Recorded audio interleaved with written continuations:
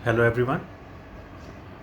I'm going to teach you some techniques, some rarest techniques on timing of events कि किसी event का exact day, किसी event की exact date कैसे निकालते हैं।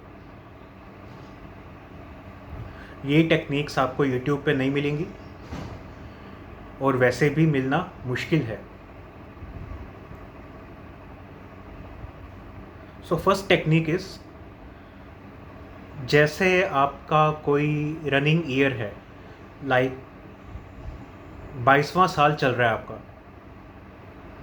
अगर हम फर्स्ट हाउस से गिनना शुरू करें, फर्स्ट हाउस को फर्स्ट रनिंग ईयर लें, सेकंड हाउस को सेकंड रनिंग ईयर लें, तीसरे भाव को थर्ड रनिंग ईयर लें, ऐसे करते करते 22वां साल आएगा रनिंग 10th हाउस में। सो आपको देखना है कि 10th लॉर्ड कितनी डिग्रीज पर है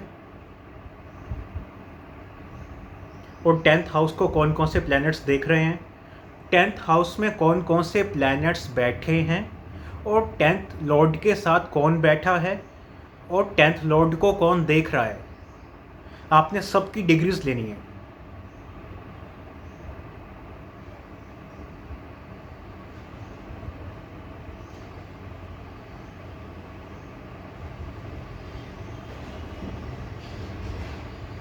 सबकी डिग्रीज लेकर दशम भाव और दशम भाव के स्वामी के साथ जितने भी प्लैनेट्स लिंक्ड हैं, राहु केतु का 5th 9th एस्पेक्ट नहीं लेना इसमें, ठीक। बाकी दशम भाव, बिकॉज 22वां साल चल रहा है, दशम भाव और दशम भाव के स्वामी के साथ जितने भी प्लैनेट्स लिंक्ड हैं कुंडली में या उनको देख रहे हैं, उन सब की डिग्रीज लेनी है। उसको 12.17 से मल्टीप्लाई करना है। जो आंसर आएगा, सभी प्लैनेट्स का इंडिविजुअल आंसर्स आएंगे, उनको आपने अपनी बर्थ डेट में प्लस करना है उतने डेज। मान लीजिए 12.17 से इंटू करके आया 200। सो आपने, जैसे आपकी बर्थ डेट है 1 जनवरी, तो आपने उसमें 200 दिन ऐड करने हैं।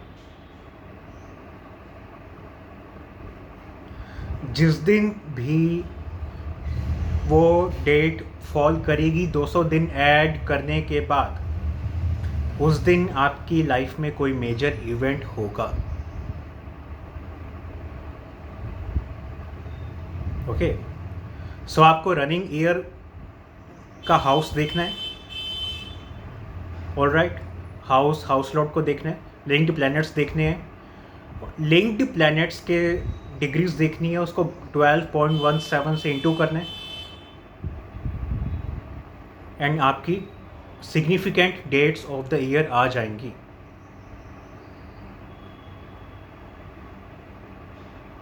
दो चार दिन आगे पीछे हो सकता है इसमें, क्योंकि हम किसी की भी कुंडली पूरी तरह से बर्थ टाइम रेक्टिफाइड नहीं होती है। थोड़ा डिफरेंस तो आ ही जाता है, या कैलकुलेशन में थोड़ा डिफरेंस आ जाता है, तो 2-4 दिन आगे पीछे हो सकता है। लेकिन वो डेट आ जाएगी जब कुछ खास इवेंट होगा, वो स्पैन आ जाएगा जब कोई बड़ा इवेंट होगा। एंड 2-4 दिन आगे पीछे होना is very small thing, negligible चीज़ है। Technique number 2,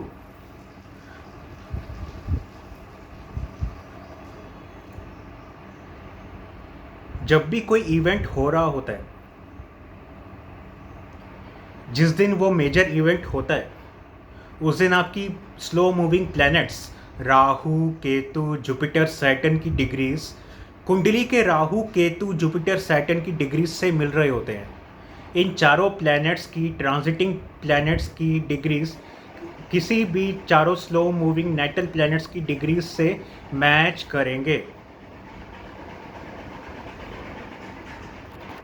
this is how you will see कि इस दिन कोई खास इवेंट होने वाला है। टेक्निक नंबर 3,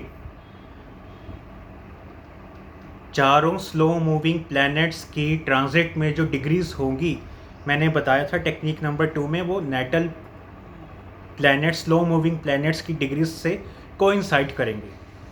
ठीक। टेक्निक 3 में क्या है, वो चारों स्लो मूविंग ट्रांजिटिंग प्लैनेट्स की डिग्रीज आपके उस लिंक्ड हाउस से कोइंसाइड करेगी। मान लो शादी का इवेंट है, तो चारों स्लो मूविंग प्लैनेट्स की transiting degrees seventh house, seventh Lord या कारक शुक्र से कोइंसाइड करेगी। मान लो किसी का शुक्र या सेवंथ लॉर्ड 12 डिग्री का है, तो शादी के दिन राहु, केतु, शनि, बृहस्पति में से कोई ना कोई प्लैनेट 11, 12 या 13 डिग्री का मिलेगा। चाइल्ड बर्थ के लिए हम लेंगे 5th house, 5th lord and Jupiter, and we will always take लगन की डिग्रीज। लगन, लग्नेश, भावेश और कारक, रेलेवेंट भावेश और कारक।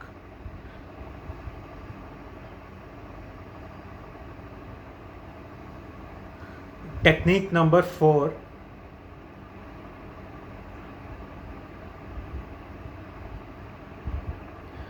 जब भी कोई स्लो मूविंग प्लैनेट किसी राशि में से जाता है, तो उस राशि लॉर्ड की डिग्रीज पर जब भी आएगा, कोई ना कोई मेजर इवेंट देगा उस दिन। लाइक करंटली जुपिटर जा रहा है जेमिनाई में से, तो आपका मरकरी देखिए कहाँ पर है। जब वो मरकरी के डिग्री के क्लोज आ जाएगा, बिल्कुल ऊपर आ जाएगा, 1 डिग्री आगे पीछे, तो उस वीक स्पैन में कोई major event Jupiter will give you.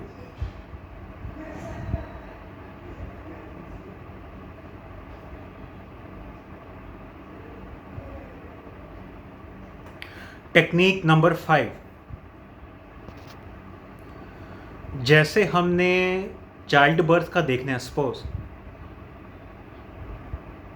तो जिस दिन चाइल्ड बर्थ होगा उस दिन पंचमेश के राशि स्वामी और नवमाश का स्वामी, पंचमेश का राशि स्वामी और पंचमेश के नवमाश का स्वामी, तीनों आपस में किसी ना किसी संबंध में होंगे ट्रांजिट में। तीनों ट्रांजिटिंग प्लैनेट्स लेने हैं, नेटल प्लैनेट्स को नहीं लेना। पंचमेश देखना है कौन है कुंडली में, उसका राशि स्वामी कौन है और नवमाश का स्वामी कौन है। ठीक, तीनों प्लैनेट्स नोट करने हैं, तीनों को ट्रांजिट में देखना है। ट्रांजिट में तीनों प्लैनेट्स कोई ना कोई संबंध बनाएंगे जिस दिन चाइल्ड बर्थ होगा। सिमिलरली फॉर मैरिज, सप्तमेश का राशि स्वामी एंड सप्तमेश का नवमाश का स्वामी, तीनों आपस में कोई ना कोई लिंक बनाएंगे जिस दिन शादी होगी। आपस में ट्राइन में हो सकते हैं, सप्तमे या 2 प्लैनेट्स आपस में कंजंक्ट हो सकते हैं, आपस में ट्राइन में हो सकते हैं, आमने सामने हो सकते हैं, या 2 प्लैनेट्स की डिग्री का सम तीसरे के बराबर हो सकता है, या तीनों प्लैनेट्स सेम डिग्री पर होंगे। This is how you can predict the exact day of events. I have told you the rarest techniques of astrology, जो जल्दी से कोई भी रिवील नहीं करेगा, आपको सुनने को नहीं मिलेंगी। सो आप इसको अपने चार्ट्स पर लगाइएगा, देखिएगा कब कब कोई मेजर इवेंट हुआ है। ओके, एक टेक्निक और देता हूँ मैं। जो हमने टेक्निक देखी थी कि किसी भी राशि से जब स्लो मूविंग प्लैनेट जाएगा तो उस राशि स्वामी की डिग्रीज पर वो इवेंट देगा। मान लीजिए जुपिटर जा रहा है जेमिनाई में से, जिसका मरकरी होगा 20 डिग्री का, तो जब जुपिटर जेमिनाई में 20 डिग्री का आएगा उस समय वो इवेंट देगा। अब इवेंट क्या देगा ये जानने के लिए आप नवमाश देखिए। नवमाश में जुपिटर के ट्राइन में किस किस भाव के स्वामी हैं, D1 के किस किस भावों के स्वामी हैं।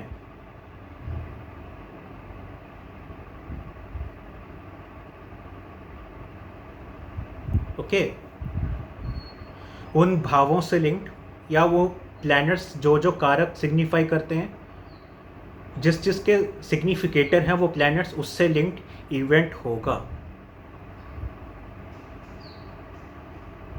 So this is how you can predict significant dates in your year. या शादी का आपने टाइम और जूम इन करना है कि कब होगी, शॉर्टलिस्ट करना है कि कब होगी शादी, या चाइल्ड बर्थ कब होगा, या कोई भी इवेंट कब होगा, एजुकेशन कब शुरू होगी. तो you can use this techniques. ये techniques, most of the techniques मैंने ली हैं श्री CS पटेल जी की बुक से.